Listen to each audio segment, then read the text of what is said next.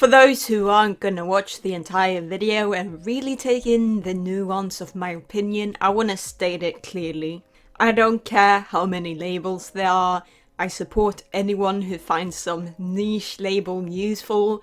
I'm literally all about minding my own business because I don't know someone else's experience and I can't speak for them. I just want everyone to be as happy as they could possibly be. Nothing I say should affect your identity, your labels, or how you feel. I'm just here to express my own struggles navigating sexuality and gender, because it's quite complex, as reflected by the infinity of labels. So do I think I'm transgender? Yes, 1000%. Do I identify with my natural born gender? 1000%. First of all, I think we all can agree that labels for sexuality and gender don't have diagnostic criteria. There's definitions, most certainly, but at the end of the day, you can't tell someone what they should actually identify as, so please don't start a "here's why all these labels are useless" conversation in my comments like, who cares? Who really cares? Words are just made up anyways. Like, picking fights within the community about labels is literally accomplishing nothing. Just touch grass or something. Have you guys even learned anything after the past few years or so? The LGBT Alliance? Hello, fools, all of you are clowns. Yo, what the you want enlargement pills? This video is for the girlies who know they're not straight and / or cis, but can't put it into words. That was me. I was girlies. I have labels now, since I've reached enlightenment and realized that nothing really matters. Nothing matters at all. However, Hamburger. not everyone is gonna want to settle on a label, and that's completely fine. Sometimes you grow out of labels, and that's completely fine too. You're not a traitor, nor were you faking.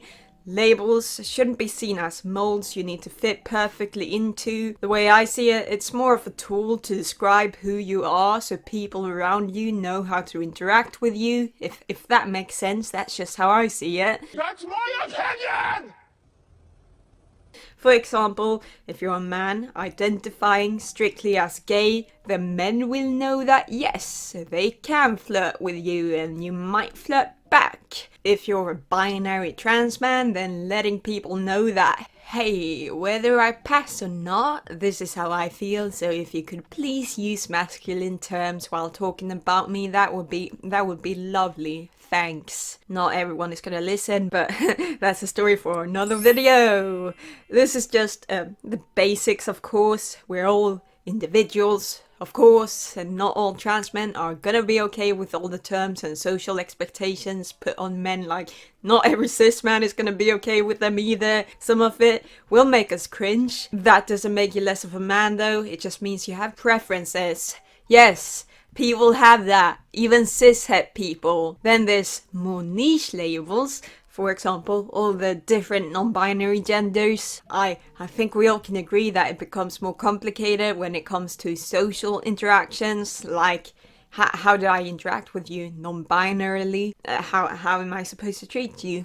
Ma'am, sir, do I hold the door open for you?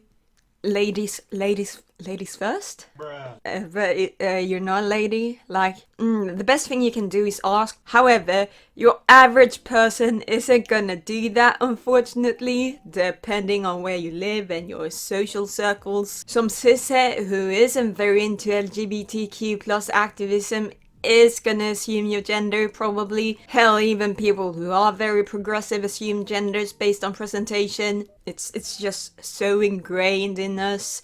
The gender binary has been forced upon us since we popped out of the womb. You need to actually make a conscious effort to change how you view gender. It takes time, it takes effort. It's hard, but we can do it, guys, yay. So, in most cases, non-binary labels don't give your average person an idea of how to interact with you and what terms you prefer. Maybe that's a good thing now that I think about it, because gendered socialization is kinda poopy, no matter your gender, cis or trans. Like, Why do we do that? Why can't we just treat people as individuals? Just to be clear, by the way, even though I identify as a binary trans man, I support crushing the binary. Yes, I have a gender, and I think it's bullshit. I think we should just abolish it, yeah. If someone in the comments tell me I'm actually non-binary, I'm gonna freak it. Mind your own business. I think that non-binary labels are less about communicating your social role and more about describing how you feel, at least for some people. It may vary depending on who you ask, of course. This big bullshit. Non-binary people, feel free to give your 2 cents in the comment section. Please correct me if I'm wrong, but the way I see it, as someone who identified as kinda non-binary-ish for a hot second, they want a label that encompasses all the complexity of their identity. I think, especially when it comes to the very niche ones like 𝗓𝗓𝗓 being a label some people on the spectrum identify with because it describes how autism affects how they feel and interpret gender, which is 100% a real thing. Autism does affect how you socialize, and since gender is socialized, then it only makes sense that autism affects that. I'm not 𝗓𝗓𝗓, but I definitely feel like autism has affected how I see gender. I want to make a video about it in the future because it's quite complex, but yeah, I can definitely see why that's something someone would want to emphasize. What really gets me though when it comes to sexuality and gender is that I don't really know what it's supposed to feel like. I can't be the only one, right? Especially when it comes to gender. What does it feel like to be a woman? What does it feel like to be a man? If it can't be boiled down to girl pink and boy blue, then what is womanhood? What is manhood? And what is it supposed to feel like? That was the realization that finally set me free. Ever since I had my surgery, I felt more like a man because I finally feel at peace. I don't feel the distress of having anatomy associated with women.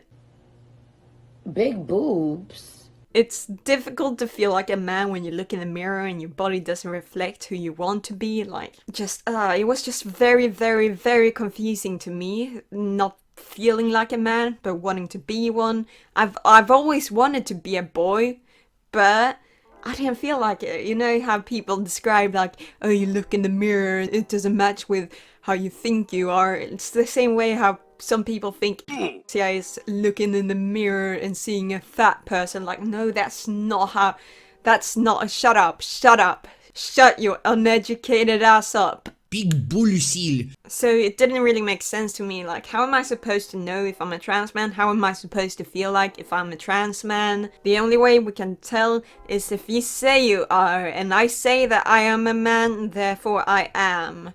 Yeah, that's how it works. Facts. But as I said, or I think I said, I was very, very, very uncomfortable being a woman, but I didn't feel like a man because my body didn't match that. So at the time I thought that maybe I was neither. That's when I was suspecting some non-binary tendencies.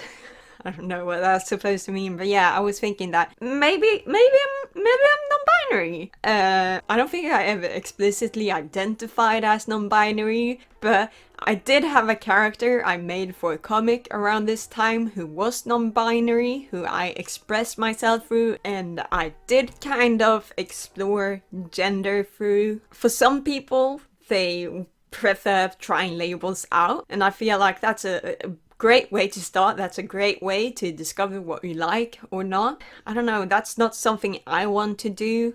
It's just not. I can't explain it. I'm more comfortable figuring it out in peace before I tell anyone else about it. I even remember at 15 or something, I had that transmedicalist brain rot convinced that there was such a thing as a girl brain and a boy brain. I thought that things would have been so much easier if someone could just scan my brain and tell me whether I'm actually a man or not. Unfortunately, we live in the real world, and in the real world we have to communicate like adults and figure out our own shit. our gender. Even when I've finally come to terms with my desire to be seen as a man and medically transitioning, I still felt like I wasn't 100% man. I kept comparing myself to cis men. I realized I couldn't relate 100% to the average cishet man, so maybe I'm not completely a man. You know what I did? You wanna know what my stupid did? I went by he, they pronouns for a hot second. Yeah, instead of thinking, what pronouns am I comfortable going by? Which is strictly he, him.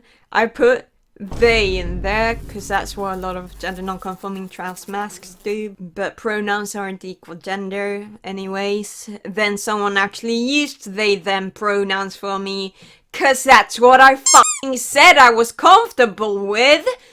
And I felt like I'd been hate crimed. And that was my bad, and I learned from that. No more they, them pronouns for me. I'm just your average white boy. He literally couldn't handle the they, them pussy. Just a regular old binary trans man. I still feel funky about my gender. You know what? No fucking shit, of course I feel funky about my gender. I have a different experience than your average white cishet man. Stupid, you stupid bitch. Just like any other marginalized man. That doesn't make you less of a man. I'm a man because that's who I'm comfortable being. Now, binary trans men might be a little too restrictive for some people and they might not identify with it. I totally get that. But what I've realized is that the definition of what a man is and a woman is at the moment is just too rigid for literally everyone. I don't want to watch football or drink beer. Why should that affect my gender identity? Why should it affect my gender identity if I want to act like a little fruit cup from time to time? Anyways, that's how I figure out my gender. When it comes to sexuality though, I'm more sure in my identity, but apparently that's something more people are comfortable putting into question. I'm bi.